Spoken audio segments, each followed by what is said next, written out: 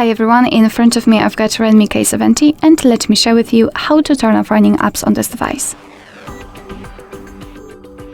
So all we have to do is to open the recents, and depending on what kind of navigation type you've got set, you can do it differently. If you've got the gestures navigation, simply swipe your finger from the bottom to the center of your device. And if you've got the 3 buttons navigation, just tap on the button with the square icon. So let's tap on it, and here we've got all previously opened apps. If you want to, you can close, for example, only one of it or 2 of them. You can simply do it manually just by swiping them to the right or to the left. And in order to close all, simply tap on this X button right here.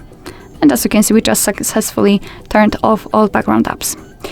Alright, so that will be all. Thank you so much for watching. I hope that this video was helpful, and if it was, please hit the subscribe button and leave the thumbs up.